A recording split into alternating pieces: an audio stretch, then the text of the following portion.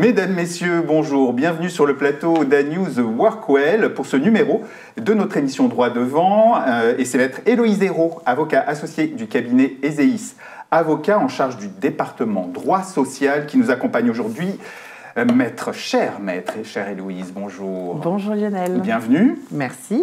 Voilà, merci de ta présence. Alors dans ce numéro, nous allons aborder plusieurs sujets d'actualité. On va d'abord parler d'une campagne que va mener l'inspection du travail prochainement auprès des opérateurs de propreté. Du coup, on s'est dit que c'était l'occasion de faire un point sur les relations donneurs d'ordre prestataires. On parlera également du sujet de l'accès aux réseaux sociaux, sujet d'actualité, notamment sur les téléphones portables professionnels. C'est l'application TikTok qui est beaucoup visée, qui fait l'objet d'une interdiction dans un nombre croissant de pays, parce qu'elle est d'origine chinoise et qu'elle est suspectée de recueillir des données potentiellement sensibles. Alors, que peut faire ou que doit faire l'employeur? On le verra ensemble. Nous aborderons aussi un autre sujet d'actualité, le contrôle du temps de travail en télétravail. Nous verrons ce qui est possible, ce qui est légal et les limites d'action de l'employeur. Et enfin, nous terminerons avec une jurisprudence qui vient préciser la prise en compte du temps de trajet comme temps de travail pour les salariés itinérants. Voilà. On démarre avec cette annonce donc faite fin mars par les services de l'inspection du travail qui va lancer une grande campagne de contrôle des entreprises de propreté entre avril et juin de cette année. Héloïse, comment va se dérouler cette campagne? Quels en sont surtout les objectifs? Et puis, quels conseils est-ce qu'on peut donner aux entreprises qui nous écoutent? Alors Lionel, en 2023, l'inspection du travail a rendu public cette campagne en disant qu'ils vont intervenir dans les entreprises entre mars, avril et juin pour contrôler tout ce qui est les droits de garantie, enfin les garanties de droits pour les salariés qu'on appelle vulnérables qui sont liés au temps partiel. Principalement dans le secteur de l'aide à domicile, du service à la personne et du nettoyage. Ouais. Alors pourquoi une telle mesure? C'est que l'inspection du travail va venir vérifier que les salariés à temps partiel sont sous une juste rémunération, qu'ils ont une compatibilité de ce temps partiel avec leur vie personnelle. On pense notamment aux difficultés qui sont liées à l'amplitude ou aux coupures, parce qu'il y a des salariés parfois qui sont programmés de 7h à 9h et de 18h à 20h, donc ça pose de réelles difficultés. On a également des difficultés sur l'égalité de traitement entre les salariés à temps plein et les salariés à temps partiel. Et ils vont également venir vérifier enfin le droit au retour à temps plein. Alors c'est intéressant parce qu'il y a deux aspects de cette campagne dont l'inspection du travail ne se cache pas. La première, c'est de dire on va venir au sein des entreprises vérifier le temps partiel, mais également, si tant est que ce soit possible, d'autres aspects réglementaires. Donc en fait tout le pan du droit du travail. Et la deuxième, c'est de dire, contrairement à l'habitude, l'inspection du travail va pouvoir venir sans prévenir l'employeur. Ce qui est d'habitude d'usage plutôt sur le travail dissimulé, on comprend à peu près pourquoi. Lorsque l'inspection du travail dit « je veux vérifier que tout est en règle », s'il annonce son arrivée, ça amoindrit un petit peu la force de son contrôle. Mais là, ça vient certainement du fait que la campagne ayant été rendue publique, ils vont pouvoir venir sans prévenir l'employeur. Donc voilà, il faut être extrêmement prudent. Alors le conseil de prime abord, c'est déjà de remettre à plat tous les documents uniques d'évaluation des risques professionnels dans lesquels ces salariés vulnérables sont visés pour pouvoir justement anticiper cette arrivée de l'inspection du travail. D'accord. Alors justement, par rapport à cette campagne précise, est-ce que, par exemple, la responsabilité d'une entreprise cliente d'un opérateur de propreté qui se ferait sanctionner pour X ou Y raison par l'inspection du travail pourrait être mise en cause? En fait, est-ce qu'il y a des précautions à prendre, des documents à réclamer, par exemple, à son prestataire? Alors oui, il y a des documents fondamentaux à réclamer et l'inspection du travail ne va pas manquer de vérifier que cela a été fait. D'abord, on doit réclamer le certificat d'immatriculation du prestataire qu'on fait intervenir. Ça, c'est extrêmement important pour vérifier qu'il est bien sous une forme société légale et qu'il existe réellement. Et ensuite, le deuxième document qu'il va falloir demander et qui est extrêmement important, c'est l'attestation de vigilance URSSAF. Cette attestation, elle est destinée, donc elle est donnée par l'URSSAF et elle est destinée à confirmer d'abord que le prestataire est à jour du paiement de ses cotisations sociales, mais elle va aussi contenir des informations qui sont extrêmement intéressantes, qui est le nombre de salariés employés par le prestataire et le total des rémunérations que le co-contractant, que le prestataire a déclaré. L'employeur, le donneur d'ordre va devoir vérifier que ces documents sont valides. C'est-à-dire qu'il ne suffit pas de les demander et de les classer. Il faut les analyser. D'accord, c'est-à-dire il faut vérifier... Il faut vérifier qu'ils sont cohérents et qu'ils sont conformes aux échanges qu'on a eus avec le prestataire. Et la sanction est la sanction est double, mais elle est très intéressante. Parce que si on ne le fait pas, ou si on ne vérifie pas, le donneur d'ordre va être co-responsable de tout ce qui est rappel d'impôts, taxes, cotisations sociales, en cas de travail dissimulé. Ah oui. Et, parce que ça ne suffit pas, l'inspection du travail va également pouvoir remettre en cause toutes les exonérations de cotisations sociales dont ils ont bénéficié sur la période de contrat avec le prestataire. Donc c'est très, très, très sévère. Oui, les sanctions peuvent être quand même assez lourdes. Je ne pensais pas que c'était à ce point-là. Si on élargit un petit peu le sujet de la responsabilité du donneur d'ordre vis-à-vis justement des salariés de ces prestataires, qu'est-ce qu'il faut avoir en tête ? Voilà.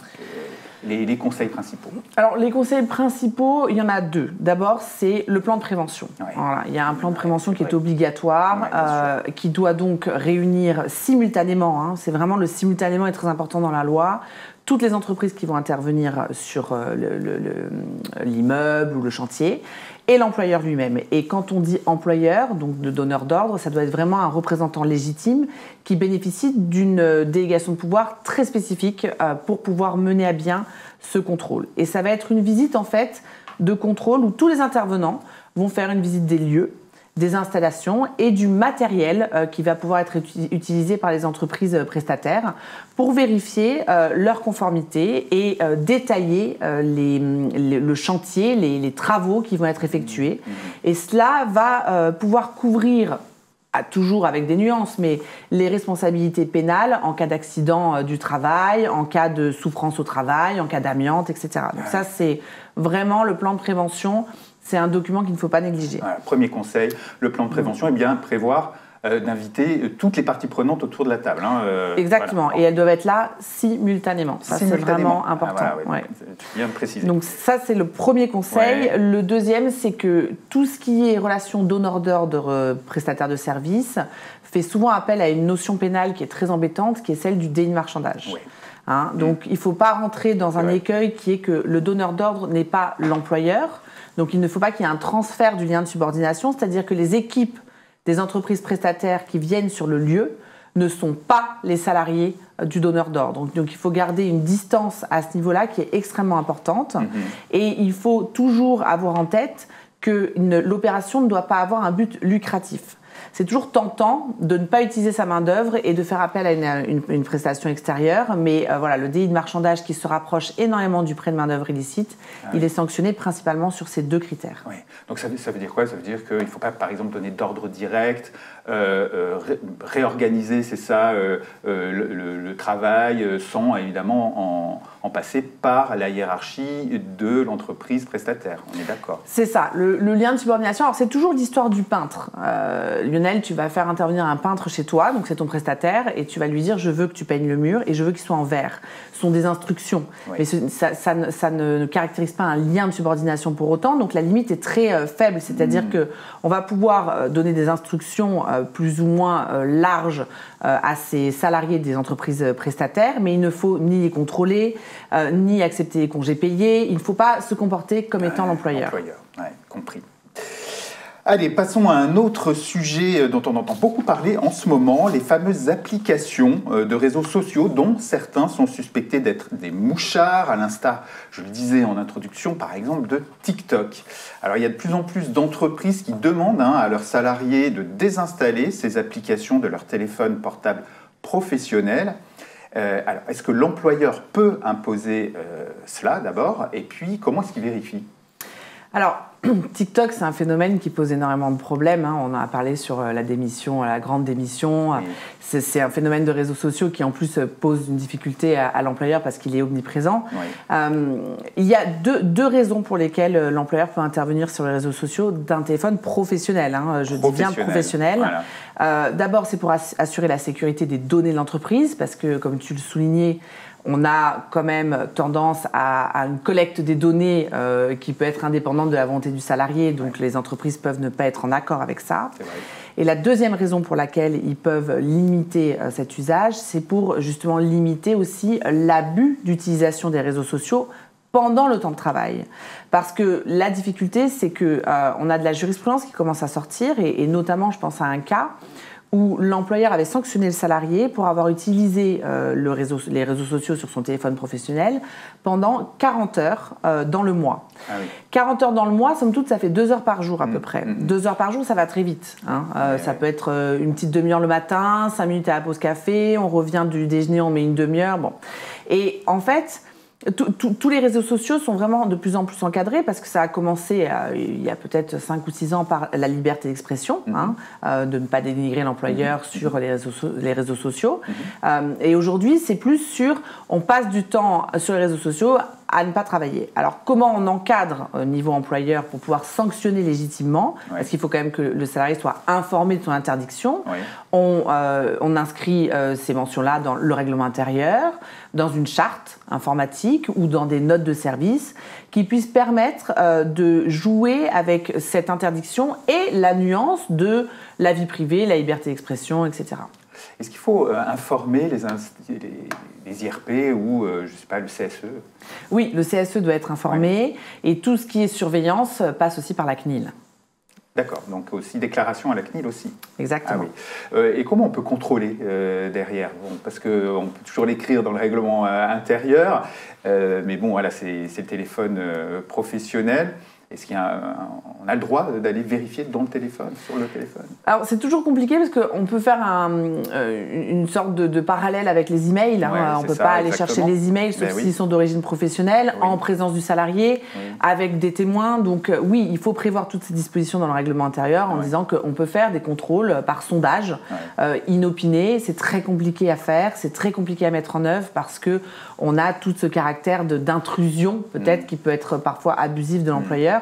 Donc la confiance n'excluant pas le contrôle, il faut aussi faire les deux. Voilà. Mais ce n'est pas évident au niveau de la jurisprudence. Compris. Allez, tout autre sujet, mais également d'actualité, le contrôle du temps de travail en télétravail. On le voit régulièrement, ce sujet sortir dans les médias, qui parlent de tout un tas d'ailleurs d'outils, de logiciels destinés à traquer le télétravailleur. Alors récemment, j'ai entendu l'exemple d'une entreprise qui a installé des logiciels sur les ordi professionnels de ses salariés qui permet de contrôler le mouvement des yeux sur l'écran de l'ordinateur via donc la webcam de l'ordinateur, pour être sûr, peut-être, je ne sais pas, qu'il ne dort pas devant l'écran, j'en sais rien. Enfin, là encore, qu'est-ce qui est légal? Quelles sont les limites imposées par la loi, d'ailleurs, s'il en existe? Alors, ce qui est compliqué, c'est qu'on oublie souvent que l'employeur a une obligation de contrôler le temps de travail. Ce n'est pas un plaisir qu'il se donne, c'est une obligation légale de contrôler la durée de travail. Bon. C'est assez complexifié avec le télétravail, effectivement, parce que lorsque le salarié est en entreprise, on a un visu sur ses heures d'arrivée, ses heures de sortie, on voit à peu près sur une globalité. Bon, en télétravail, c'est beaucoup plus compliqué. Et effectivement, il y a des jurisprudences qui sont sorties, qui sont extrêmement surprenantes, mais ce qui est intéressant, c'est qu'elles ressortent quand même de situations réelles. Alors, moi, je n'avais pas en tête celle des yeux sur la webcam, mais j'en ai une qui peut te faire sourire parce qu'elle est réelle. C'est un employeur qui avait demandé aux salariés de partager son écran toute la journée de connexion pour voir ce qu'il faisait. Bon, ça c'est non, clairement. On en a d'autres qui allument la webcam, alors là il n'y a pas le système des yeux, mais qui allument la webcam pour vérifier que le salarié est derrière l'ordinateur. À distance. Ça c'est non aussi. Voilà. Tout est une question de proportionnalité. L'employeur a le droit de surveiller, mais il faut le faire par des choses beaucoup plus posées. Par exemple De l'autodéclaratif, une badgeuse électronique, des briefings hebdomadaires. Voilà, ce sont des choses qui sont maîtrisées, toujours avec la CNIL derrière, parce que quand on installe un système de contrôle du travail, il faut le déclarer à la CNIL. Il faut aussi déclarer au salarié qu'il est surveillé, c'est important. Mais en tout cas, on ne met pas de mouchard sur un ordinateur, pas plus qu'on essaye de trouver de nouvelles idées, on se cantonne à des choses existantes. Bon, donc il y a des limites. Quand on dépasse ces limites, l'employeur peut être sanctionné. Ah, il peut et il va, parce que le salarié... Alors d'abord, il sera sanctionné parce que la preuve va être considérée comme étant illicite. En droit civil, la preuve n'est pas libre, il faut une loyauté. Et donc, du coup, ça va devenir compliqué parce qu'il y a une intrusion dans la vie privée sur le lieu de travail, certes, mais le lieu de domicile tout de même. En plus. Ouais. Très bien. On rappelle aussi que si l'employeur doit contrôler le temps de travail, c'est aussi pour contrôler qu'il n'y ait pas trop d'heures réalisées. C'est aussi les heures supplémentaires, par exemple, qu'il faut aussi relever. Ah oui, les heures supplémentaires, c'est un vaste sujet, mais effectivement, c'est d'où son obligation. En fait, c'est une obligation de sécurité, de vérifier que l'amplitude est respectée, le repos hebdomadaire, et que les dépassements d'heures supplémentaires ne sont pas au-delà du raisonnable. Et donc, c'est là toute la complexification du sujet. C'est que l'employeur doit le faire, mais il doit le faire dans des justes proportions. Ces justes proportions, elles sont très difficiles à atteindre avec le télétravail.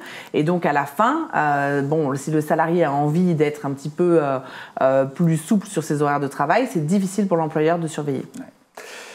Très bien, merci pour ce point. Allez, dernier point, celui-là lié encore au temps de travail finalement, mais aussi au temps de trajet. C'est une jurisprudence qui vient de clarifier le point pour une population très spécifique. Ce sont les salariés itinérants. Alors d'abord, qui est considéré comme salarié itinérant et qu'est-ce qui change donc pour eux s'agissant du temps de travail et de leur temps de trajet? Alors, cette question est intéressante parce que les salariés itinérants, ce sont les salariés qui n'ont pas de lieu de travail à proprement dit. On pense souvent aux commerciaux d'ailleurs. Ils partent de chez eux, ils font leur journée, ils font leur tournée et ils rentrent chez eux. Bon. Et c'est intéressant parce que le télétravail, ça amène un petit peu ce sujet de nouveau. Les salariés itinérants, ils faisaient partie d'une population qui était difficile à appréhender au niveau de la paye parce que la loi vous dit le temps de trajet, domicile, donc lieu de résidence, lieu de travail, n'est pas un temps rémunéré, sauf si ce temps de trajet va au-delà du raisonnable. Bon. Et le salarié itinérant qui n'a pas de lieu de travail, quand il se rendait sur son premier point de rendez-vous, on ne le rémunérait pas, puisqu'on considérait que c'était son premier lieu de travail, puisqu'il avait plusieurs lieux de travail dans l'entreprise. Et la Cour de justice des communautés européennes est intervenue en disant, attention, dans la mesure où il n'a pas de lieu de travail, ce temps de travail-là, c'est du temps de travail effectif. Le temps de trajet et exactement. Du temps de travail. Le temps de son domicile à son premier client, c'est du temps de trajet qui est traité comme du temps de travail effectif et qui peut donc générer d'ailleurs des heures supplémentaires, puisque l'amplitude de la journée des itinérants, on ne se cache pas, elle est assez large. Compris. Oui, donc ça change quand même beaucoup de choses. Donc du coup, ça a été transposé, ça y est. Tout à fait, c'est effectif. Et ce que je pense intéressant, c'est que les salariés qui sont en télétravail et qui effectivement vont aller faire des visites sur des clients, il n'y a pas que les salariés itinérants, on va pouvoir peut-être se pencher sur le sujet parce que la réponse risque d'être la même. Très bien. Parfait, merci beaucoup Héloïse pour ce tour d'horizon de l'actu réglementaire. Alors je rappelle que tu es avocat associé au sein du cabinet Ezeis Avocats en charge du département droit social. C'est toujours un plaisir de te recevoir sur ce plateau qui t'est toujours largement ouvert, tu le sais bien. Merci Lionel. Voilà, notre émission Droit devant, c'est fini. Merci à vous tous de l'avoir suivi. Je vous donne rendez-vous pour un prochain numéro. D'ici là, portez-vous bien. Au revoir.